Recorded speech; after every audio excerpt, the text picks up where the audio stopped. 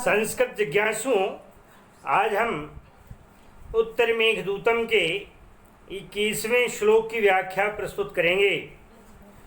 श्लोक मंदाक्रांता छंद में निबद्ध है। मंदाक्रांता जलध षट गैर्म बहु नतौताद गुरुचेत। महाकवि कालिदास द्वारा विरचित यह खंडकाव्य धीर ललित नायक यक्ष और स्वकीय मध्या नायिका यक्षिणी की विरहावस्था का एक अत्यधिक उत्कृष्ट प्रेमाख्यान है, जो न केवल भारतवर्ष में अपितु निखिल विश्व में प्रतिष्ठित है। लगभग 2000 साल बीत जाने के बाद भी इसकी प्रतिष्ठा में कोई कमी नहीं आई है, और इस कृति के कारण कीर्तिर यस्य सजीवती उक्ति को महाकवि कालिदास आज भी चरितार्थ कर रहे हैं। श्लोक है, गत्वा सद्यः कलभतनुतां शीघ्र संपात हेतो क्रीडा शैले प्रथम कथिते रम्य सानऊ निषण्णः अर्हस्यन्तर्भवन पतितां कर्तुमल्पाल्पभासम् खद्यो ताली विलसित निभाम विद्युदुन्मेष दृष्टिम।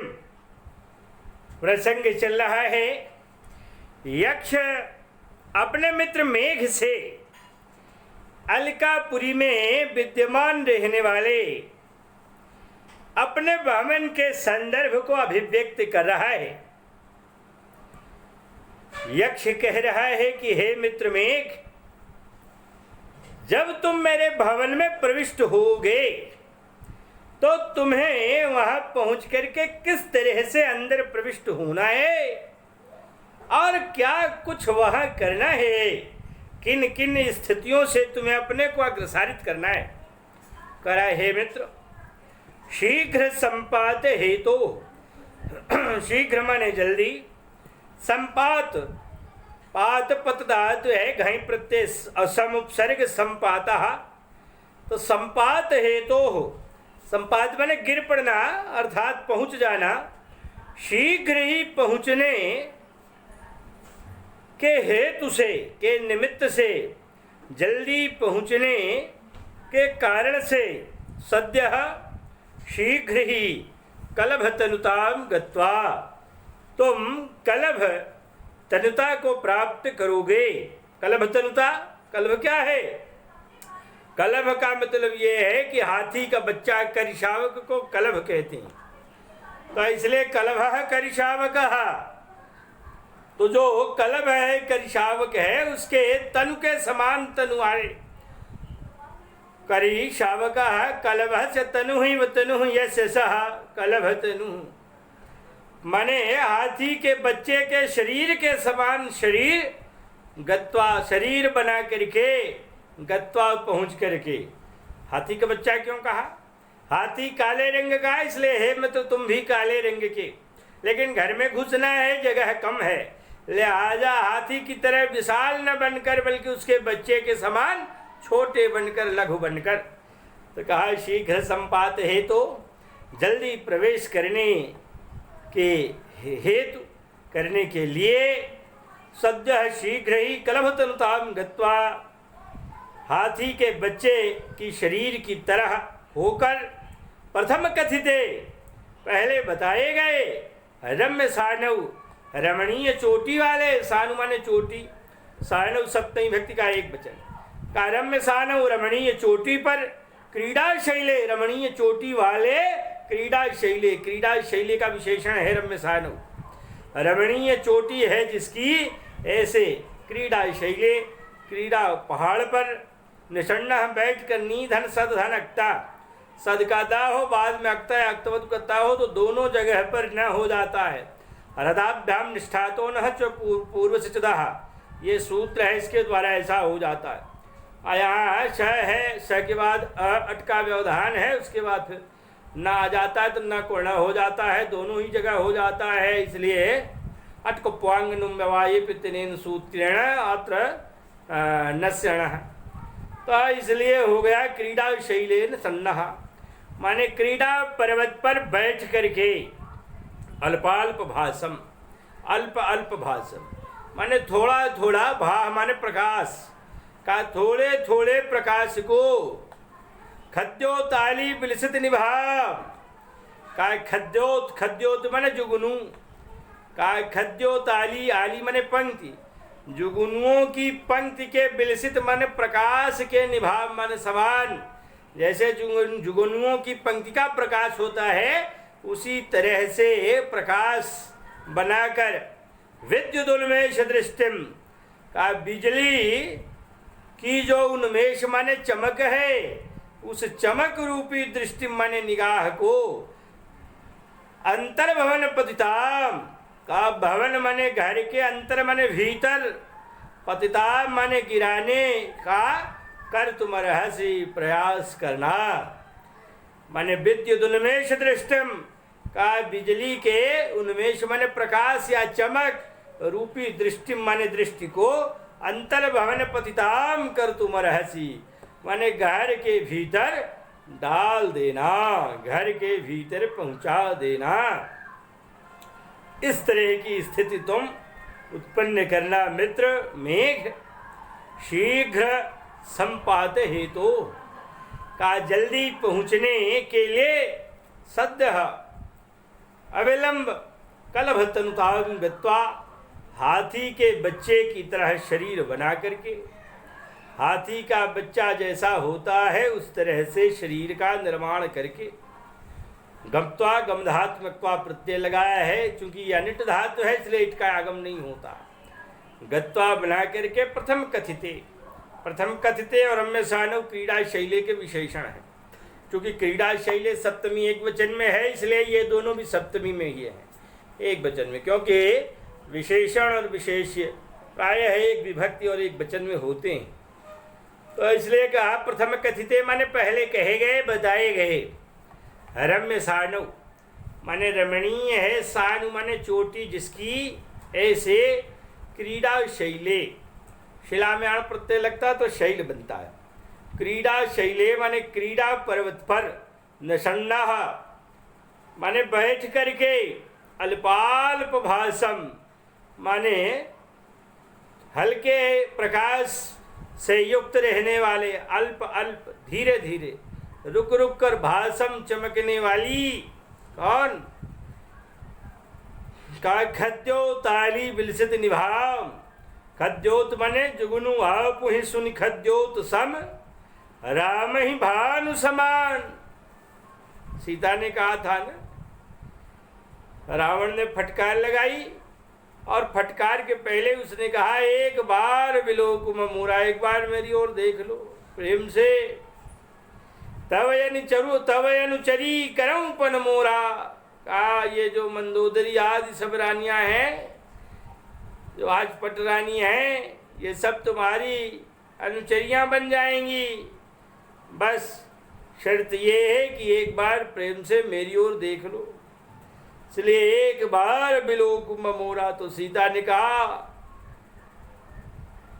कि रावण तुम तो जुगनू हो, खद्योत हो, आप ही सुनि खद्योत सम, राम ही भानु समान। और जो राम है तो भानु है, सूर्य के सदृश हैं।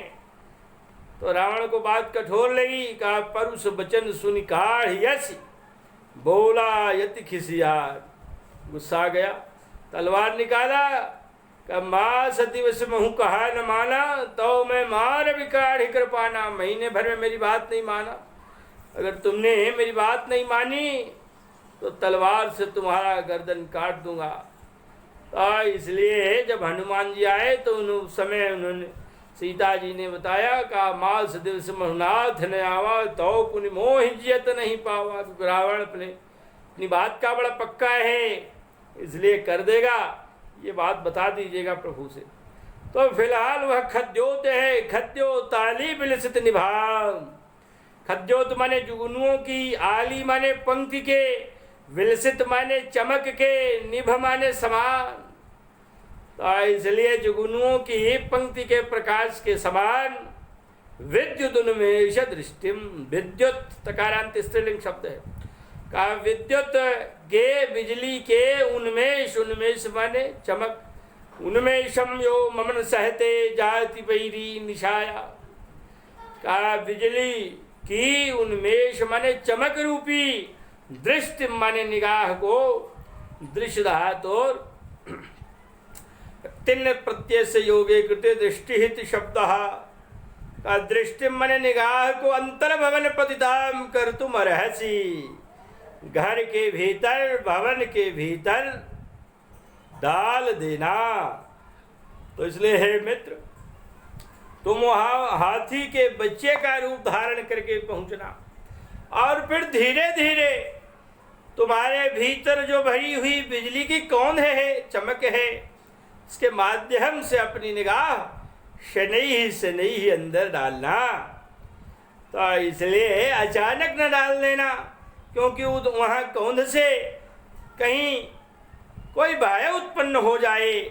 तो इस बात का ध्यान रखना, क्योंकि तुम प्रिय संदेश, शुभ संदेश देने गए हो, अतः वहाँ प्रियत्व में किसी प्रकार का न्यून न आवे, कोई न्यूनता न दिखाई पड़े।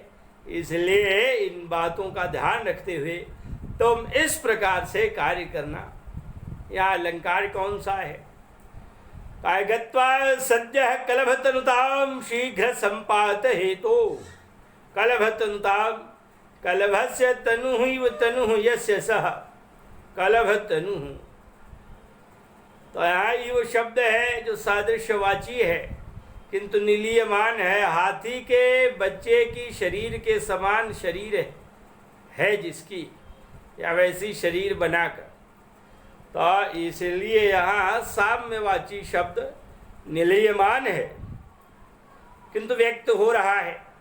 अतएव यहाँ उपमा अलंकार बन जाता है, और उस उपमा में क्योंकि वह शब्द निलीयमान है, छिपा है, लुप्त है, अतएव लुप्तोपमा अलंकार बन जाता है। तो लुप्तोपमा अलंकार के दर्शन होते हैं। दूसरा, खद्यो ताली विलसित निभाम विद्युत उन्मेष दृष्टिम। दूसरा है खद्यो ताली विलसित निभाव। खद्योत, खद्योत माने जुगनू के, आली माने पंक्ति के, की, विलसित माने चमक के, निभाव माने समान। तो इसलिए यहाँ सारे शब्द हैं, माने उसकी जो चमक है वह साधारण धर्म है, निभ है, वाचक शब्द है। खद्यो ताली उपमान है। तो इसलिए यहाँ सभी उपस्थित हैं, अतएव उपमा अलंकार बन जाता है। यहाँ लुप्त कुछ भी नहीं है, इसलिए पूर्ण उपमा। आगे है विद्युत उन्मेष दृष्टिम। का बिजली के उन्मेष माने प्रकाश रूपी दृष्टि। जहाँ रूपी आ जाए वहाँ फौरन पता लग जाता है कि रूपक अलंकार है। तो इसलिए यहाँ अभेदारूप दिखाई पड़ रहा है। उपमेय पर उपमान का अभेदारूप रूपक अलंकार है। तद्रूपक में भेदो यह उपमानोपमेयोः। तो इसलिए यहाँ अभेदारूप की स्थिति है, अतएव रूपक अलंकार दिखाई पड़ रहा है। अतएव लुप्तोपमा, पूर्णोपमा और रूपक, ये तीन तीन अलंकार इस पद्य खंड में दिखाई पड़ रहे हैं। तो इसलिए बड़ा सुंदर पद्य खंड है। और प्रावृत प्रवास व्यसने मंदाक्रांता विराजते, ये बात कई बार बताता चल रहा हूँ, क्योंकि पूरे काव्य में ही ये तीनों स्थितियाँ, वर्षा काल, प्रवास माने घर छोड़कर बाहर रहना, और व्यसन दुख की स्थितियाँ, ये तीनों ही उपस्थित हैं। क्योंकि वर्षा काल में मेघ उमड़ रहा है 8 महीने के बाद। आषाढ़स्य प्रथम दिवसे मेघमाश्लिष्ट सानु। तो इसलिए ये हो गया प्रावृट, प्रावृषौ प्रावृषः, ये रूप चलता है। और इसीलिए मेघ का नाम जल भरे मेघ होने के कारण मिह धातु से घाई लगाकर किया गया है। मिह धातु वर्षा करने के अर्थ की धातु है। और प्रवास माने घर छूट गया है, घर छूटना भी एक काला पानी है, वह भी ऐसे समय में जबकि ताज़ा विवाह हुआ हो और बराबर प्रियतम और प्रियतमा एक साथ ही रहने की इच्छा कर रहे हों और उन्हीं में उनका निखिल रसास्वाद सन्निहित हो, बावजूद इसके दोनों में इस तरह से पार्थक्य का होना, दूर चला जाना भटक कर विवशता में, तो वह उसका प्रवास है। और कुछ 2-4 दिन का नहीं, साल साल भर के लिए अभिशप्त हुआ, तो इसलिए यह प्रवास हो गया।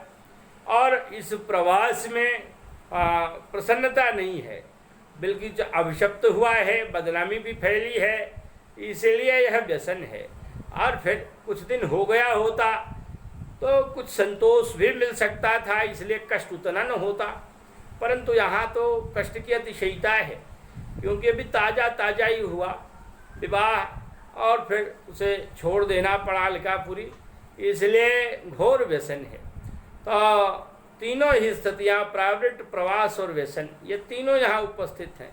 ये भी ध्यान रखने की बात है कि मैंने इस बीच सुना, कभी फेसबुक पर, कभी किसी अन्य माध्यमों से कुछ मूर्खों ने इस बात को बयां करने का प्रयास किया कि प्रावृत्त, प्रवास और व्यसन में ही मंदाक्रांता होता है। ऐसी बात नहीं, मंदाक्रांता की शोभा केवल बढ़ जाती है जी।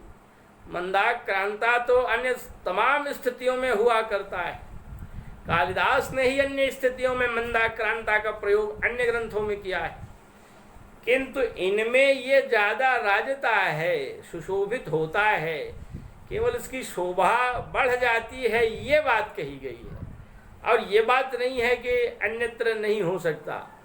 तो इसलिए काव्य में तो विभिन्न प्रकार के वर्णनों में इसकी संधारकता देखी ही गई है, देखी जाती रही है। कालिदास ने ही विभिन्न ग्रंथों में प्रयोग किया है, तो इसलिए ऐसा न अवगाहित कर लीजिएगा। तो फिलहाल प्रावृत्त, प्रवास व्यसने मंदाक्रांता विराजते, इसलिए सुषमा को बढ़ाने के लिए शोभातिशयिता हेतु कालिदास ने इसमें पूर्णतया इस खंड काव्य में छंद परिवर्तन भी नहीं किया कहीं। और यह उनके समय का तो एक बिल्कुल नए दर्जे का खंड काव्य था, एक नए दर्जे की विधा ही थी, इसलिए ये तो बाद में इस तरह से एक विशिष्ट विधा ये बन गई और इसका प्रयोग लोग करने लगे।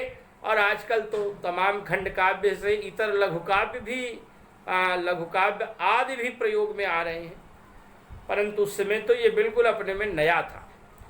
तो इस प्रकार से इस श्लोक में कालिदास के द्वारा जो वैशिष्ट्य मंडित किए गए हैं, उनके विशिष्ट दर्शन होते हैं।